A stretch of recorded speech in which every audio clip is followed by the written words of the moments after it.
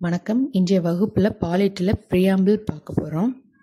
அரசியலமைப்பு நிர்ணய சபையால் ஏற்றுக்கொள்ளப்பட்ட இந்த முகவுரை அப்படின்றது என்ன அப்படின்னா, நம்ம நாட்டு மக்களுக்கு எதெல்லாம் உறுதி செய்ய போறோம் அப்படின்றதோட கிளிம்ஸ் தான் முகவுரை. இத கான்ஸ்டிடியூஷனோட இன்ட்ரோடக்ஷன் அப்படின்னு சொல்லலாம். பிரியாம்பிள கான்ஸ்டிடியூஷனோட ஐடென்டி கார்டு அப்படின்னு சொன்னவர் என்.ஏ. பால்கிவாலா அவர்கள். ஓகே, ஃபர்ஸ்ட் இந்த பிரியாம்பிள்ன்ற கான்செப்ட் எந்த நாட்டுல ஆர்ஜின் ஆச்சு அப்படின்னா யூஎஸ்ஏல இருந்து தான் ஆர்ஜின் ஆயிருக்கும். அங்க இருந்து தான் நம்ம பாரோ பண்ணியிருந்திருப்போம். இந்த பிரியாம்பிள்ன்ற ஐடியாவை மட்டும்தான் நம்ம யூஎஸ்ஏ கான்ஸ்டிடியூஷன்ல இருந்து எடுத்து பண்ணியிருந்திருப்போம். ஆனா அந்த பிரியாம்பிள்ல இருக்க கண்டென்ட் நம்ம நாட்டுல உருவான அப்ஜெக்டிவ் ரெசல்யூஷன் சொல்லப்படுற குறிக்கோள் தீர்மானத்தின் அடிப்படையில தான் நம்ம உருவாக்கி இருந்திருப்போம். இந்த குறிக்கோள் தீர்மானத்தை டிசம்பர் 13, 1946, அதாவது ஃபர்ஸ்ட் மீட்டிங் நடந்து 4 நாள் கழிச்சு நேரு அவர்கள் அரசியலமைப்பு நிர்ணய சபையில மூவ் பண்ணியிருந்திருப்பாரு. நம்ம கான்ஸ்டிடியூயன்ட் அசம்பிளியும் ஜனவரி 22, 1947 இந்த அப்ஜெக்டிவ் ரெசல்யூஷனை அக்செப்ட் பண்ணியிருந்திருப்போம். நம்ம பிரியாம்பிள்ல மேஜரா 4 விஷயங்கள் சொல்லியிருக்காங்க. ஃபர்ஸ்ட் என்னன்னா, நம்மளுடைய கான்ஸ்டிடியூஷனோட சோர்ஸ் யாரு அப்படின்றது. Preamble we the people of Indian தான் ஸ்டார்ட் ஆகும். அதாவது மக்களாகிய நாம் அப்படின்றது தான் ஸ்டார்ட் ஆகும்.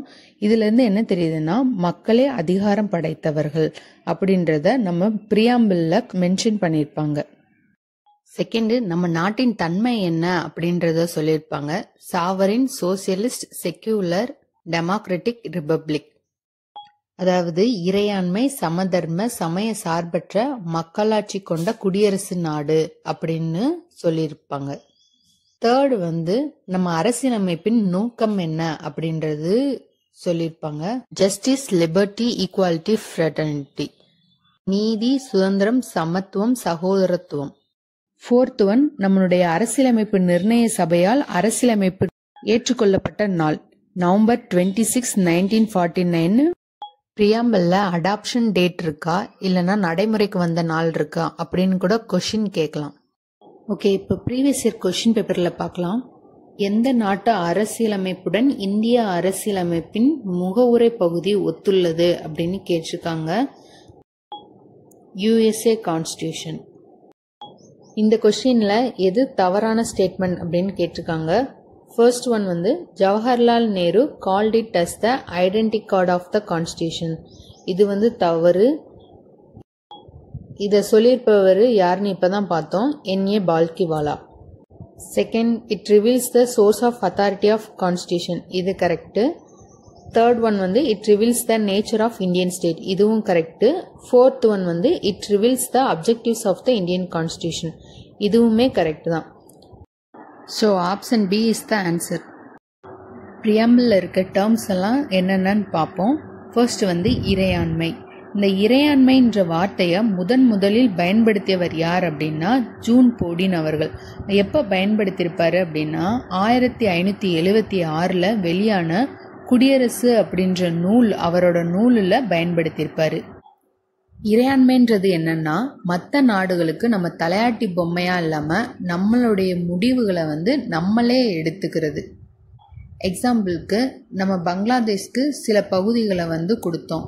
அதே மாதிரி நம்ம சில பகுதிகளை அக்வயர் பண்ணாலும் பண்ணிக்கலாம். ஆனா நம்ம தன்னிச்சையா முடிவெடுக்கிற அதிகாரம் நம்மகிட்ட இருக்கணும். நம்ம காமன்வெல்த் யுனைடெட் நேஷன்ல மெம்பரா இருக்கிறதுனால நம்மளுடைய இறையாண்மை அதிகாரம் பாதிக்கப்படுமான்னு கேட்டா பாதிக்கப்படாது. நம்ம ஒரு மெம்பர் மட்டும்தான். மற்றபடி நம்ம நாட்டோட முடிவுகளை நம்மளே எடுத்துக்கலாம். Next, socialist.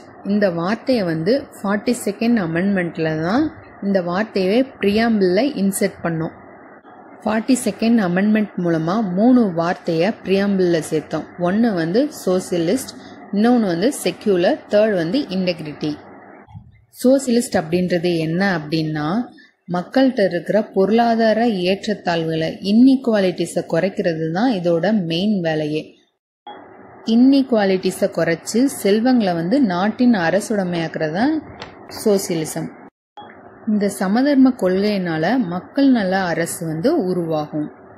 இத சட்ட திருத்தம் மூலமா தான் நம்ம சேர்த்தோம். அப்ப அதுக்கு முன்னாடி நம்ம சமதர்ம கொள்கை இல்லையா அப்படின்னு கேட்டா அப்போ டிபிஎஸ்பி மூலமா நம்ம சமதர்மத்தை மக்களுக்கு உறுதிப்படுத்தணும். நம்ம நாட்டில் டெமோக்ராட்டிக் சோசியலிசத்தை ஃபாலோ பண்றோம்.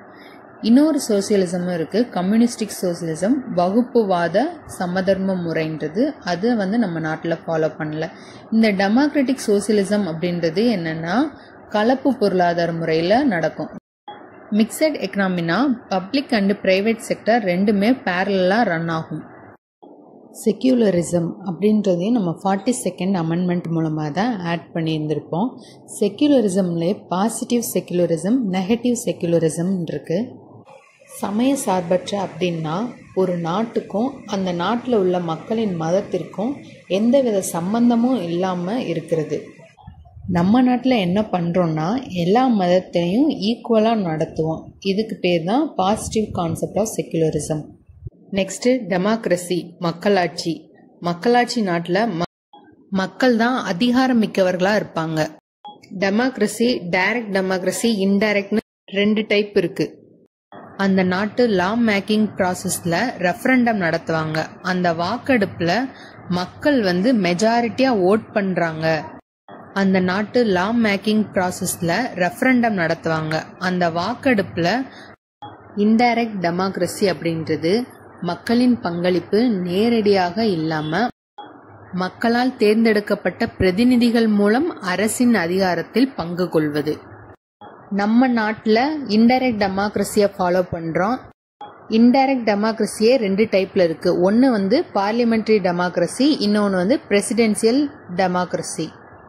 அதிபர் முறை மக்களாட்சின்றது யுஎஸ்ஏல இருக்குது. பாராளுமன்ற மக்களாட்சி நம்ம நாட்டில் நடைமுறையில் உள்ளது. மக்களாட்சிக்குன்னு சில சிறப்புகள் இருக்கு. ஃபர்ஸ்ட் என்னன்னா தேர்தல் பீரியாடிக்கா நடக்கணும். அதாவது ஒரு குறிப்பிட்ட இடைவெளிக்கு அப்புறம் எலெக்ஷன் நடக்கணும். அதை வயது வந்தோர் வாக்குரிமையின் அடிப்படையில் மக்களால் தேர்ந்தெடுக்கப்படணும். அப்புறம் சில சட்ட விதிமுறைகள் இருக்கணும். நீதித்துறைக்கு சுதந்திரமான முடிவுகள் எடுக்கிறதுக்கான அதிகாரம் இருக்கணும். பாகுபாடு இல்லாம இருக்கணும். இதுதான் மக்களாட்சிக்கான சிறப்புகள். நெக்ஸ்ட் ரிபப்ளிக், குடியரசு. அப்படின்னா ஸ்டேட்டோட ஹெட் தேர்தல் மூலம் தேர்ந்தெடுக்கப்படுவாங்க. இதேது மொனார்கி, முடியாட்சி முறையில பாரம்பரியமா அவங்க வம்சாவளியிலேயும் மன்னர்கள் தேர்ந்தெடுக்கப்படுவார்கள். நம்ம நாட்டில் ஸ்டேட் ஹெட் பிரசிடென்ட். அவர்களை இன்டைரக்ட் எலெக்ஷன் மெத்தட்ல 5 years ஃபிக்ஸ்டு பீரியட்ல நம்ம அவங்கள தேர்ந்தெடுக்கிறோம். ஓகே, இப்போ ப்ரீவியஸ் இயர் கொஸ்டின் பேப்பர் பார்ப்போம். முகப்புரையில் உள்ள சொற்களை வரிசைப்படி கேட்டிருக்காங்க. First sovereign, second socialist, third secular, fourth democratic, fifth republic. Answer A. இதை எஸ்டிஆர் அப்படின்னு ஞாபகத்தில் வச்சுக்கோங்க. 3 SDR. Okay, next question match the following கேட்டிருக்காங்க. ஒவ்வொரு டேர்முக்கும் மீனிங் என்ன அப்படின்னு கேட்டிருக்காங்க. First sovereignty. சாவரனிட்டிக்கு என்ன மீனிங் அப்படின்னு பார்த்தோன்னா மற்றவர்கள் தலையீடு இல்லாமல் நம்மளுடைய முடிவை நம்மளே எடுக்கிறது அப்படின்னு பார்த்தோமா. இதில் என்ன ஆன்சர் இருக்கு? Complete political freedom and supreme authority. சோசியலிசம்ன்றது இன்இக்வாலிட்டிஸை குறைக்கிறது. செக்யூலரிசம் அப்படின்றது மதத்தில் ஃப்ரீடம் கொடுக்கறது. டெமோக்ரஸின்றது of the people, by the people, for the people. So answer A. Next justice. ஜஸ்டிஸ்ன்றத நம்ம ரஷ்ய புரட்சியிலிருந்து எடுத்திருக்கோம். 3 வகையான ஜஸ்டிஸை நம்ம பிரியாம்பிள் உறுதிப்படுத்துது. First social justice. எந்தவித பாகுபாடு காட்டாம எல்லாருக்கும் சம வாய்ப்பு வழங்குவது சமூக நீதி. Economic justice. இது பொருளாதாரத்தின் அடிப்படையில ஏற்றத்தாழ்வு காட்டாம எல்லாத்தையும் சமமா நடத்துறது. அரசியல் நீதி. இது அரசு பதவிகள்ல எல்லாருக்கும் சம வாய்ப்பு கொடுப்பது. லிபர்ட்டி. லிபர்ட்டின்றது தனி மனிதனோட சுதந்திரத்தை பாதுகாக்கிறது. அதுக்காக இண்டிவிஜுவல் என்ன வேணா பண்ணிடலான்னு அர்த்தம் கிடையாது. அந்த டைம்ல ஸ்டேட் ரெஸ்ட்ரிக்ஷன்ஸ் போடலாம். இது ஆப்சல்யூட் கிடையாது, குவாலிஃபைடு இன் நேச்சர் தான். ஸோ ரெஸ்ட்ரிக்ஷன்ஸ் போடலாம். நம்ம ஃபண்டமெண்டல் ரைட்ஸ் மூலமா லிபர்ட்டியை என்ஷூர் பண்றோம். இந்த லிபர்ட்டியை நம்ம பிரெஞ்சு ரெவல்யூஷன்ல இருந்து எடுத்திருக்கோம். லிபர்ட்டியை மட்டும் கிடையாது, லிபர்ட்டி, ஈக்குவாலிட்டி, ஃப்ரெட்டர்னிட்டி, இந்த 3மே நம்ம பிரெஞ்சு ரெவல்யூஷன்ல இருந்து எடுத்திருக்கோம். ஈக்குவாலிட்டி, சமத்துவம் அப்படின்றது யாருக்கும் தனியாக ப்ரிவிலேஜ் கொடுக்காம எல்லாத்தையும் சமமாக நடத்துவது. இதை நம்ம ஃபண்டமெண்டல் ரைட்ஸ் மூலமாக மக்களுக்கு உறுதியளிக்கிறோம். ஈக்குவாலிட்டியும் political equality, economic equality, social equality அப்படின்னு பிரிக்கிறோம். ஆனால் இது ஜஸ்டிஸ் மாதிரி எக்ஸ்பிளிசிட்டாக ப்ரியாம்பிளில் மென்ஷன் ஆகலை. ஜஸ்டிஸ் வந்து சோசியல், பொலிட்டிக்கல், எக்கனாமிக் ஜஸ்டிஸ் அப்படின்னு ப்ரியாம்பிளில் எக்ஸ்பிளிசிட்டாக மென்ஷன் ஆகிருக்கும். ஈக்குவாலிட்டியில் பொலிட்டிக்கல் ஈக்குவாலிட்டி, எக்கனாமிக் ஈக்குவாலிட்டி அப்படின்னு தனியாக மென்ஷன் ஆகிருக்காது. எக்ஸ்பிளிசிட்டாக மென்ஷன் ஆகலைனாலும் நம்ம நாட்டு மக்களுக்கு உறுதியளிக்குது. சகோதரத்துவம், ஃப்ராட்டர்னிட்டி அப்படின்றது என்னன்னா ஜாதி, மொழி இது எல்லாமே தாண்டி நம் நாட்டு மக்கள் எல்லாரும் சகோதர உணர்வுடன் இருக்கிறத குறிக்கிறது. ஃப்ராட்டர்னிட்டியை நம்ம நாட்டில் ஒற்றை குடியுரிமை மூலமாக என்ஷூர் பண்ணுறோம். இப்போ ப்ரீவியஸ் இயர் கொஸ்டின் பேப்பர் பார்ப்போம். ஃப்ராட்டர்னிட்டி ரிலேட்டடாக சரியானது என்ன அப்படின்னு கேட்டிருக்காங்க. It leaves no room for regionalism. It leaves room for communalism. It leaves no room for casteism. வகுப்புவாதத்திற்கு இடமளிக்கும் அப்படின்னு கொடுத்துருக்காங்க. அது தவறு. ஜாதி, மொழி எல்லாத்தையும் தாண்டி ஒற்றுமையாக இருக்கிறது தான் ஃப்ராட்டர்னிட்டி. ஸோ இதில் வந்து வகுப்புவாதத்திற்கு இடம் அளிக்காது. ஸோ ஆன்சர் வந்து ஏஎன்சி, ஆப்ஷன் ஏ.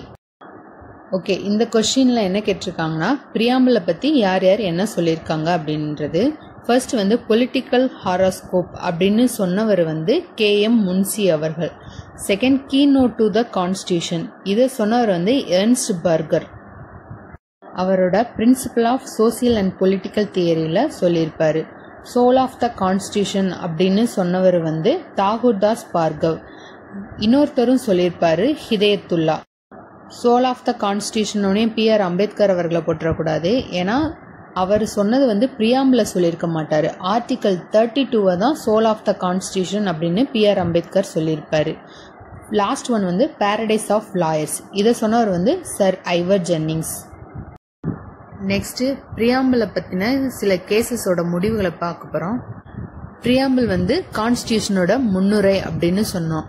அப்போ இந்த ப்ரியாம்பிள்ன்றது கான்ஸ்டியூஷனோட ஒரு பார்ட்டா அப்படின்னு கேள்வி எழுந்தப்போ ஒரு கேஸ் வந்துச்சு. அது என்ன கேஸ்னா பெருபாரி யூனியன் கேஸ். அந்த கேஸில் வந்து ப்ரியாம்பிள் வந்து கான்ஸ்டியூஷனோட ஒரு பார்ட் இல்லை அப்படின்னு முடிவுகளை கொடுத்துருப்பாங்க. நெக்ஸ்ட், முறையா கான்ஸ்டியூஷனல் அமெண்ட்மெண்ட் மூலமா ப்ரியாம்பிளை திருத்தலாமா அப்படின்ற கேள்வி வந்து கேசவானந்த பாரதி கேஸ்ல வந்திருக்கும். கேசவானந்த பாரதி கேஸ் வந்து வெர்சஸ் ஸ்டேட் கேரளா. இந்த கேஸ்ல என்ன சொல்லியிருப்பாங்க அப்படின்னா, நீங்க அமெண்ட்மெண்ட் பண்ணிக்கலாம், ஆனா அதோட பேசிக் ஸ்ட்ரக்சரை வந்து மாத்தக்கூடாது.